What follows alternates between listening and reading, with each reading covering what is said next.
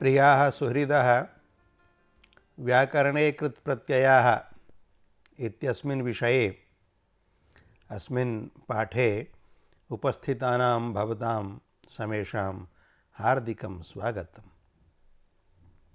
अस्मिन् पाठे वयं क्त्वा प्रत्ययस्य स्थाने ल्यप् आदेश विषये विचारं विधास्यामः।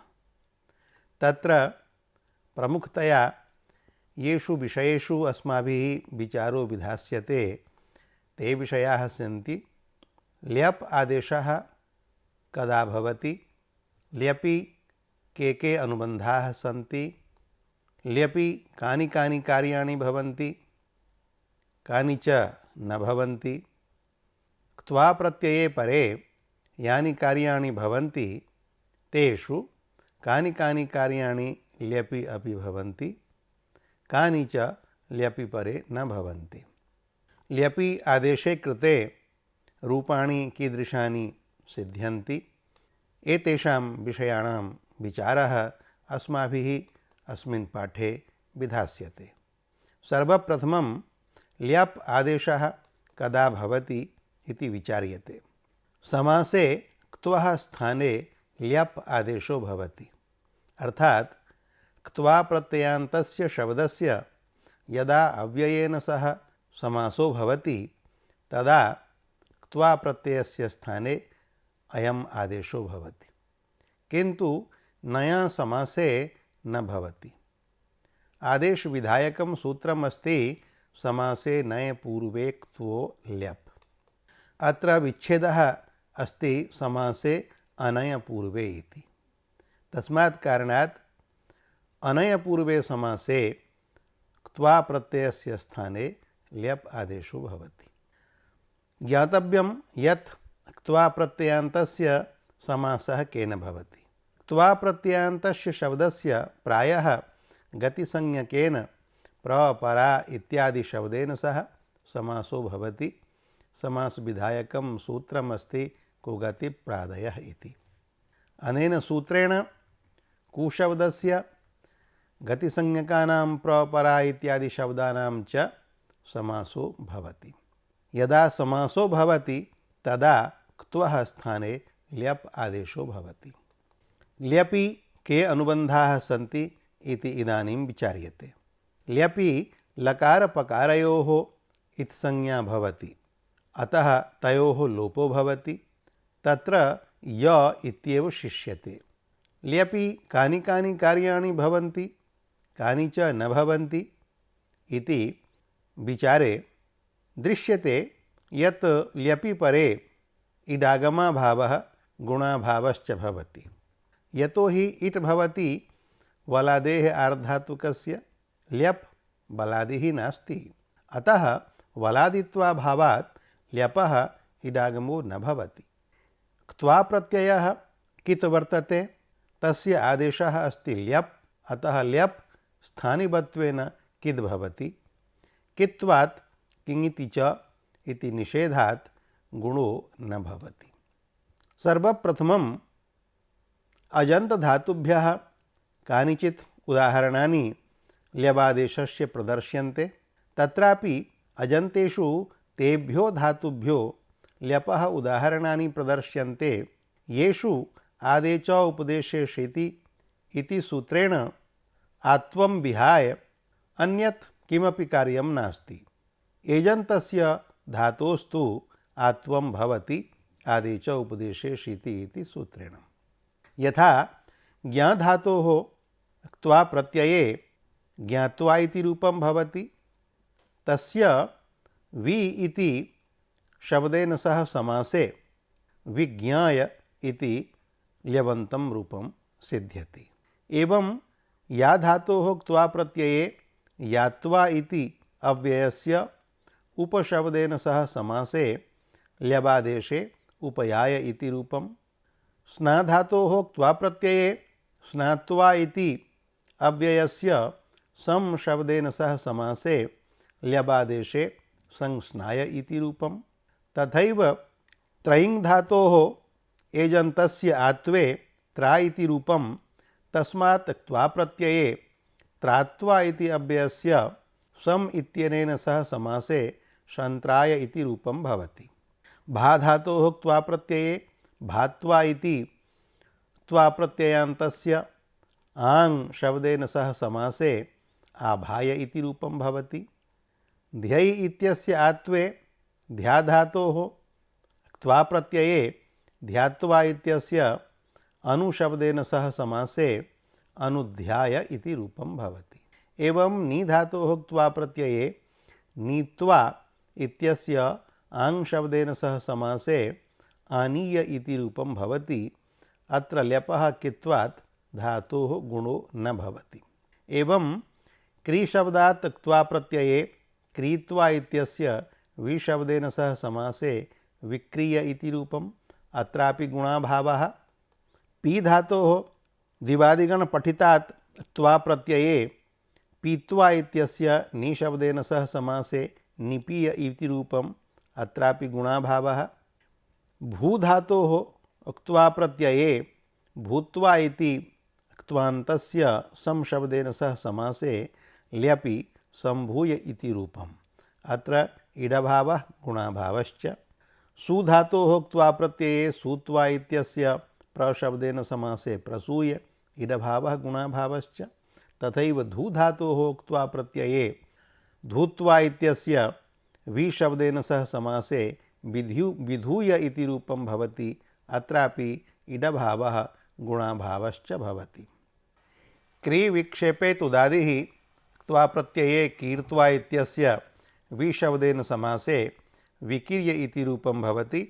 अत्र ऋकारस्य स्थाने ईर आदेशः। एवं त्री धातोः क्त्वा प्रत्यये तीर्त्वा इत्यस्य उद शब्देन सह समासे उत्तीर्य। अत्रापि ऋकारस्य ईर आदेशः। प्री धातोः क्त्वा प्रत्यये पूर्त्वा इति क्त्वान्तं तस्य प्रशब्देन समासे प्रपूर्य इति रूपम्। अत्र ऋकारस्य ऊर् आदेशो भवति। ह्रस्वान्तस्य धातोस्तुगागमः। ल्यप् प्रत्ययः पित् वर्तते, अतः तस्मिन् प्रत्यये परे यो धातुः ह्रस्वान्तः तस्य धातोस्तुक् आगमो भवति। कित्वात् अयम् आगमः धातोः अन्तावयवो भवति। तद्यथा उदाहरणानि। ची धातोः क्त्वा प्रत्यये चित्वा इति क्त्वान्तं तस्य शं शब्देन सह समासे संचित्य इत्यत्र गुणाभावः तुक् आगमश्च भवति। एवं जी धातोः क्त्वा प्रत्यये जित्वा इत्यस्य विशब्देन समासे विजित्य इति रूपं भवति। अत्रापि गुणाभावः तुक् आगमश्च। ई धातोः क्त्वा प्रत्यये इत्वा इति क्त्वान्तस्य प्रशब्देन सह समासे प्रेत्य इति ल्यवन्तं रूपं भवति। अत्र धातोः गुणाभावः तुक् आगमः भवति। किंच प्रशब्दस्य अकारस्य इत्वा शब्दस्य इकारस्य च परस्परं गुणे कृते एकारे आदेशे प्रेत्य इति रूपं जायते। एवं अधि उपसर्गपूर्वकस्य ई धातोः क्त्वा प्रत्यये अधि इत्वा अनयोः समासे अधीत्य इति रूपं जायते। अत्र धातोर्गुणाभावः तुक् आगमः इकारयोर्दीर्घश्च भवति। क्षी धातोः क्त्वा प्रत्यये क्षित्वा इति क्त्वान्तं रूपं तस्य प्रशब्देन समासे प्रक्षीय इति रूपं भवति। अत्र क्षियः इति सूत्रेण धातोर्दीर्घो भवति। नु धातोः क्त्वा प्रत्यये नुत्वा इति क्त्वान्तस्य प्रशब्देन समासे प्रणुत्य इति रूपं भवति। अत्र गुणाभावः तुक् णत्वं च भवति। प्लु धातोः क्त्वा प्रत्यये प्लुत्वा इत्यस्य उत्शब्देन सह समासे उत्प्लुत्व इति रूपे ल्यवन्ते गुणाभावः तुक् आगमश्च दृश्यते। क्त्वायाम् अर्थात् तादौ किति ये आदेशाः विहिताः ते सर्वे ल्यपि न भवन्ति। यतो हि ल्यप् प्रत्ययः तादिः नास्ति। तेन धा धातोः परस्मैपदी हा धातोश्च हि आदेशो न भवति। घूसंज्ञक दा धातोः दत् इति आदेशो न भवति। द्यति स्यति मा स्था मित्ति किति इति दो सो मा स्था एषां धातूनाम् इकारः अन्तादेशो न भवति। न ल्यपि इति सूत्रेण निषेधात् घूमास्था गापा जहाति सांघलि इति सूत्रेण इकारः अन्तादेशोऽपि न भवति। तस्मात् डुधाय धारणपोषणयोः जुहोत्यादिः अयं धातुः अस्मात् क्त्वा प्रत्यये हित्वा इति क्त्वान्तं रूपं तस्य विशब्देन सह समासे ल्यबन्तं विधाय इति रूपं भवति। अत्र ल्यपि हि आदेशो न भवति। ओहाक् त्यागे जुहोत्यादिः धातुः अस्ति, तस्मात् क्त्वा प्रत्यये हित्वा इति रूपं भवति। तस्य विशब्देन सह समासे विहाय इत्यत्रापि ल्यपि हि आदेशो न भवति। डुदाय दाने जुहोत्यादिः धातुः अस्ति, अस्मात् त्वा प्रत्यये दत्वा इति रूपं भवति। तस्य आङ् शब्देन सह समासे आदाय इति रूपं भवति। अत्र ल्यपि दत् आदेशो न भवति।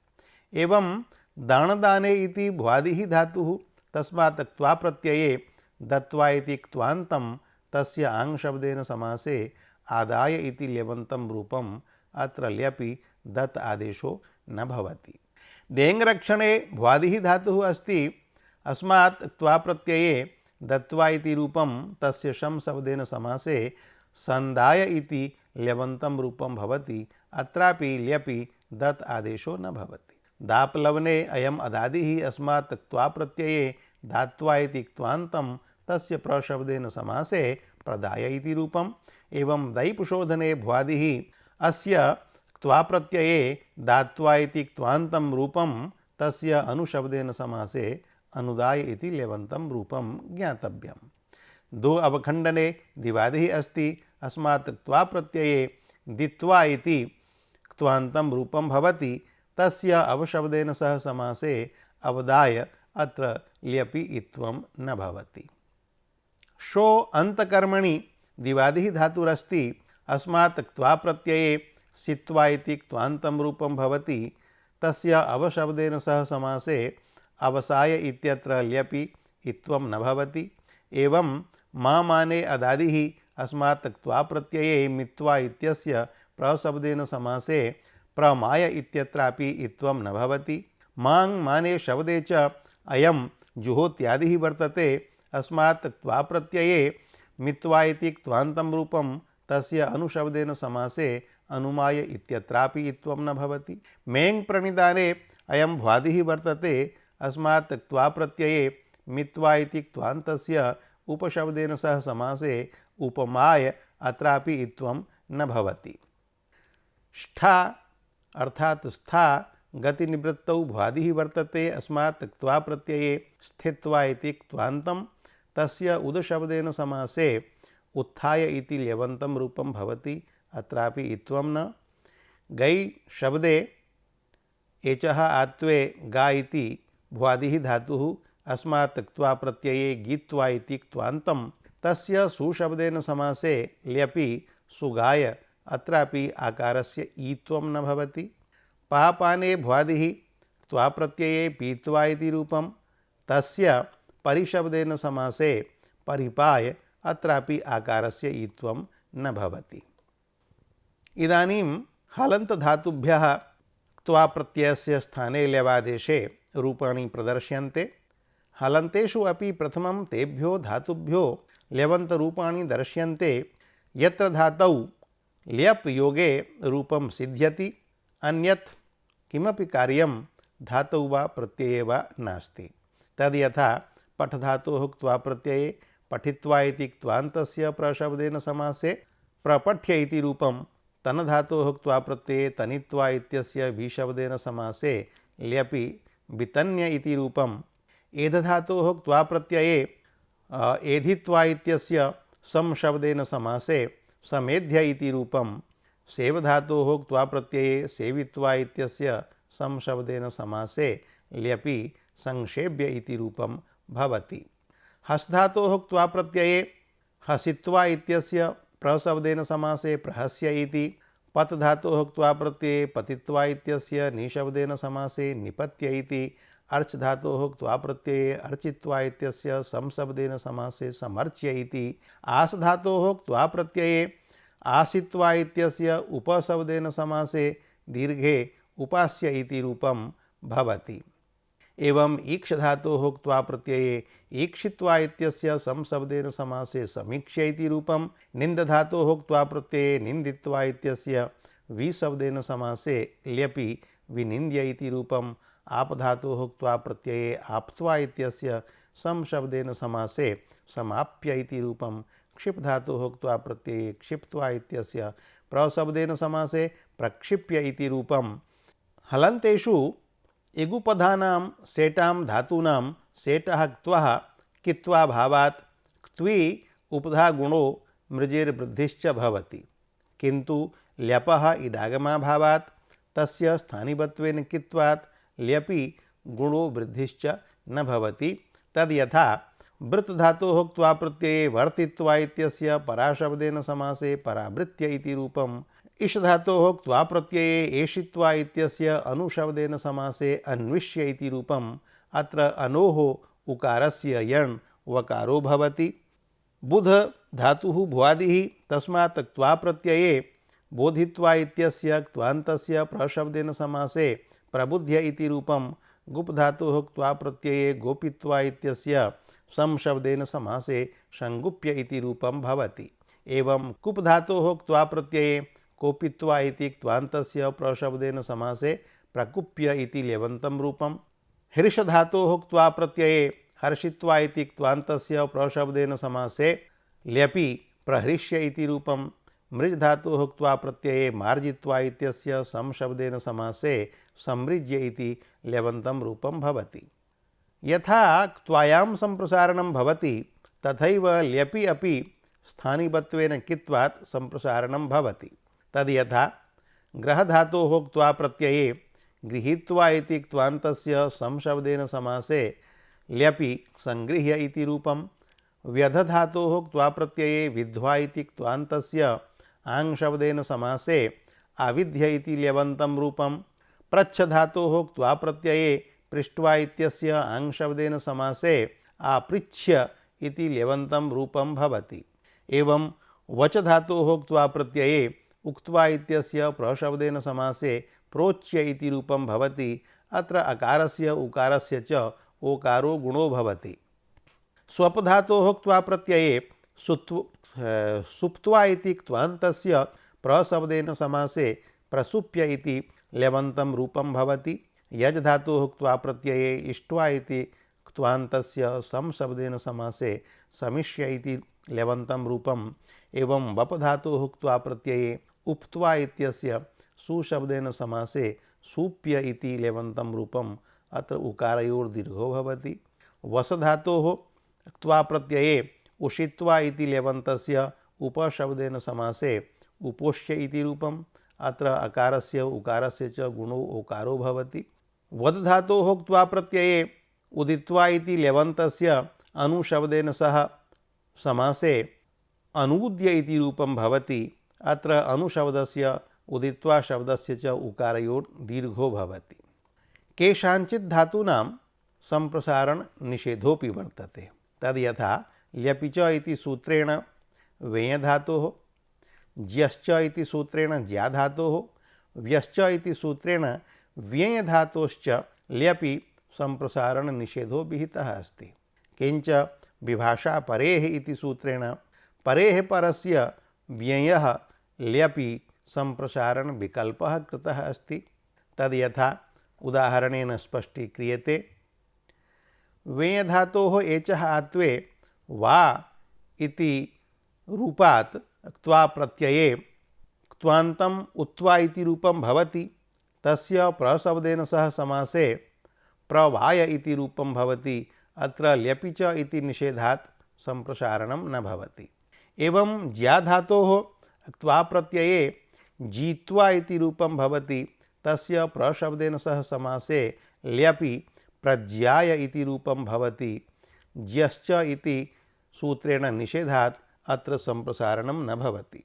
व्यय धातोः एजन्तस्य आत्वे व्या इति रूपात् क्त्वा प्रत्यये वीत्वा इति रूपं भवति, तस्य उपशब्देन सह समासे उपव्याय इति ल्यपि रूपं भवति, अत्र व्यश्च इति निषेधात् संप्रसारणं न भवति। व्यय इति एजन्तस्य आत्वे व्या इत्यस्मात् क्त्वा प्रत्यये वीत्वा इति रूपं भवति। तस्मात् परिपूर्वकात् वीत्वा शब्देन सह समासे परिवीय परिव्याय इति रूपद्वयं भवति। अत्र विभाषा परेः इति वा संप्रसारणं भवति। अन्यानि कार्याणि सन्ति। आत्वम् उपधा दीर्घः सूठौ च न, अर्थात ल्यपि परे आत्वं न भवति, उपधा दीर्घो न भवति, छकारस्य शकारः, वकारस्य ऊठ् एते आदेशाश्च न भवन्ति। जनसन्खनां संझलोः इति झलादौ किङिति विधीयमानम् आत्वं ल्यपि प्रत्यये न भवति, ल्यपः झलादित्वाभावात्। तथैव अनुनासिकस्य क्विझलोः किङिति इति सूत्रेण झलादौ किङिति विधीयमानः उपधा दीर्घो ल्यपि न भवति। तथैव छोः षूड् अनुनासिके च इति सूत्रेण छकारस्य शकारः, वकारस्य ऊठ् च ल्यपि न भवति, ल्यपः झलादित्वाभावात्। तथा च उदाहरणानि। खन धातोः क्त्वा प्रत्यये खनित्वा खात्वा इति क्त्वान्तं रूपद्वयं। तत्र प्रशब्देन सह खात्वा इत्यस्य समासे प्रखन्य इति रूपम् अत्र ल्यपि आत्वं न भवति। शम धातोः क्त्वा प्रत्यये शमित्वा शान्त्वा इति रूपद्वयं भवति। तत्र प्रशब्देन सह शान्त्वा इत्यस्य समासे प्रशम्य इत्यत्र ल्यपि उपधा दीर्घो न भवति। एवं प्रच्छ धातोः क्त्वा प्रत्यये पृष्ट्वा इति क्त्वान्तं तस्य आंशब्देन सह समासे आपृच्छ्य इत्यत्र छकारस्य शकारो न भवति। दिव धातोः क्त्वा प्रत्यये देवित्वा द्यूत्वा इति रूपद्वयं भवति। तत्र प्रशब्देन सह द्यूत्वा शब्दस्य समासे प्रदीव्य इति ल्यपि वकारस्य ऊठ् न भवति। तत्र हलिच इति इकारस्य दीर्घो भवति। अनुनासिकलोपो मान्तस्य धातोः ल्यपि विकल्पेन भवति, नान्तस्य तु धातोः नित्यं भवति। अनुदात्तोपदेश वनति तनोत्यादीनाम् अनुनासिकलोपो झलि किङिति इति सूत्रेण अनुनासिकलोपो त्वि प्रत्यये परे नित्यं भवति, किन्तु वाल्यपि इति सूत्रेण ल्यपि मान्तानाम् अनिटां विकल्पेन भवति। लोपः नान्तानाम् अनिटां वनादीनां च नित्यम् एव भवति। तद्यथा गमधातोः क्त्वा प्रत्यये गत्वा इति क्त्वान्तं रूपं तस्य आङ्शब्देन सह समासे आगम्य आगत्य अत्र विकल्पेन मकारलोपो भवति ल्यपि परे, लोपपक्षे तुक् आगमः भवति। एवं नम धातोः क्त्वा प्रत्यये नत्वा इति क्त्वान्तस्य प्रशब्देन समासे प्रणम्य प्रणत्य इति ल्यपि रूपद्वयं भवति। अत्रापि विकल्पेन मकारलोपो भवति, लोपपक्षे तुगागमो भवति। हन धातोः क्त्वा प्रत्यये हत्वा इति क्त्वान्तस्य प्रशब्देन समासे प्रहत्य इति रूपं भवति। अत्र नित्यं नकारलोपो भवति, नकारलोपे तुगागमो भवति। एवं मन धातोः क्त्वा प्रत्यये मत्वा इति क्त्वान्तस्य अनुशब्देन समासे अनुमत्य इति क्त्वान्तं रूपं, तत्र नित्यं नकारलोपः तुगागमश्च भवति। वन धातोः क्त्वा प्रत्यये वनित्वा इति क्त्वान्तस्य प्रशब्देन समासे प्रवत्य इत्यत्र नित्यं नलोपः तुगागमश्च भवति। तन धातोः क्त्वा प्रत्यये तनित्वा इति क्त्वान्तस्य विशब्देन समासे वितत्य इत्यत्र नकारलोपः नित्यं भवति, तुगागमश्च भवति। मीनाति मिनोति दीङाम् आत्वं भवति ल्यपि परे। मीय हिंसायां क्रियादिः धातुः, डुमीय प्रक्षेपणे स्वादिः धातुः, दीङ्क्षये दिवादिः धातुः। एभ्यः धातुभ्यः ल्यपि परे मीनाति मिनोति दीङां ल्यपि च इति सूत्रेण आकारः अन्तादेशो भवति। उदाहरणानि। मीय धातोः क्त्वा प्रत्यये मीत्वा इति क्त्वान्तं रूपं तस्य प्रशब्देन समासे ल्यपि प्रमाय इत्यत्र ईकारस्य आकारः आदेशो भवति। एवं डुमीय प्रक्षेपणे अस्मात् क्त्वा प्रत्यये मित्वा इति क्त्वान्तं रूपं तस्य निशब्देन समासे ल्यपि निमाय इत्यत्रापि इकारस्य आकारः आदेशो भवति। दीङ् अस्मात् धातोः क्त्वा प्रत्यये दीत्वा इति क्त्वान्तस्य उपशब्देन समासे उपदाय अत्र ईकारस्य आकारः आदेशो भवति। लिङ् श्लेष्णे दिवादिः धातुः अस्ति, ली श्लेष्णे क्रियादिः अस्ति। अनयोः धात्वोः ल्यपि परे विभाषा लीयते इति विकल्पेन आकारः अन्तादेशो भवति। यथा लिङ् दिवादिः त्वा प्रत्यये लीत्वा इति क्त्वान्तं तस्य विशब्देन समासे विलाय विलीय इति ल्यपि रूपद्वयं भवति। अत्र ईकारस्य वा आकारः आदेशो भवति। एवं ली धातुः क्रियादिः वर्तते, तस्मात् त्वा प्रत्यये लीत्वा इति रूपं तस्य विशब्देन समासे विलाय विलीय इति रूपद्वयं भवति। अत्र अस्यापि ईकारस्य वा आकारः आदेशो भवति। ण्यन्तात् धातोर्ल्यपि णिलोपः। ये ण्यन्ताः धातवः सन्ति तेभ्यः क्त्वायां तु प्रत्ययस्य इडागमे सेटः क्त्वः कित्वाभावात् गुणो भवति, किन्तु समासे ल्यपि तस्य कित्वात् गुणो न भवति, अपितु णेरणिटि इति सूत्रेण णेः लोपो भवति। तद् यथा उदाहरणानि। त्रिधातोः णिचि तारि इति निजन्तात् क्त्वा प्रत्यये तारयित्वा इत्यस्य उदशब्देन समासे उत्तार्य अत्र णिलोपो भवति। एवं क्रीधातोः णिच् प्रत्यये कारि इति निजन्तात् क्त्वा प्रत्यये कारयित्वा इत्यस्य आशब्देन समासे आकार्य इत्यत्रापि णिलोपो भवति। पत धातोः णिच् प्रत्यये पाति इति निजन्तात् क्त्वा प्रत्यये पातयित्वा इति क्त्वान्तस्य निशब्देन समासे निपात्य अत्रापि णिलोपो भवति। एवं ज्ञाधातोः णिचि ज्ञापि इति निजन्तात् क्त्वा प्रत्यये ज्ञापयित्वा इत्यस्य आशब्देन समासे आज्ञाप्य इत्यत्रापि णिलोपो भवति। दा धातोः णिचि दापि इति निजन्तात् क्त्वा प्रत्यये दापयित्वा इत्यस्य संशब्देन समासे संदाप्य अत्र णिलोपो भवति। चर धातोः णिचि चारि इति निजन्तात् क्त्वा प्रत्यये चारयित्वा इत्यस्य विशब्देन समासे विचार्य इत्यत्रापि णिलोपो भवति। लघुपूर्वस्य णेः अयादेशो न तु लोपः। यस्मात् णिचः पूर्वः लघुः अच् भवति तस्य णेर्लोपो न भवति, किन्तु तस्य ल्यपि लघुपूर्वात् इति सूत्रेण अय इति आदेशो भवति। यथा उदाहरणानि।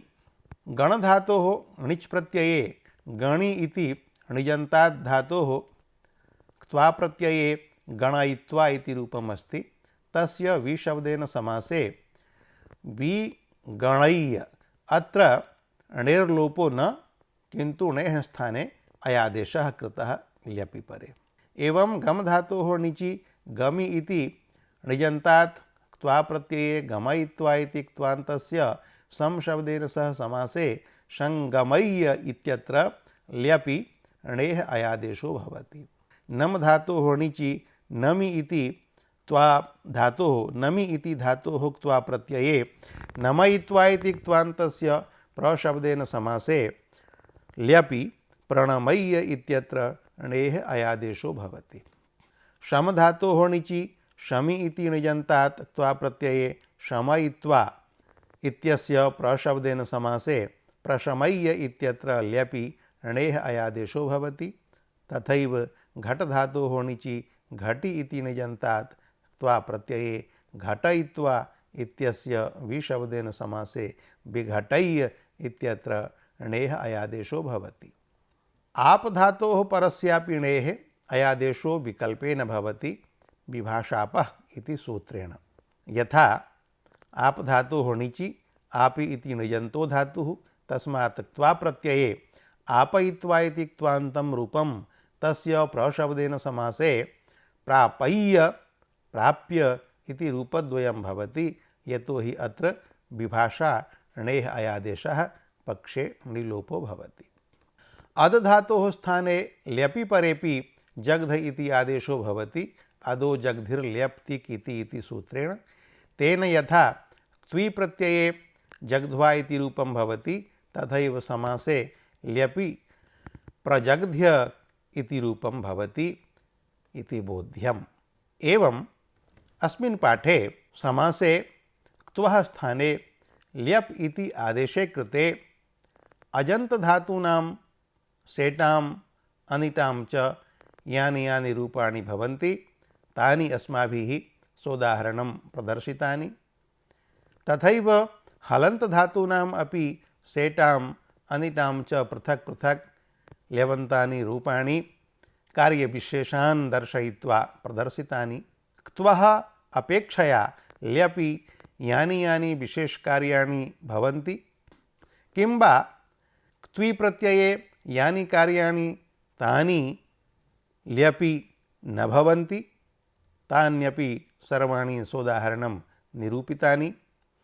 एतदाधारेण भवन्तः अन्येषामपि धातूनां ल्यवन्तरूपाणि सौकर्येण ऊहितुं शक्यन्ते। अस्मिन् पाठे एतावदेव। भवतु। धन्यवादाः।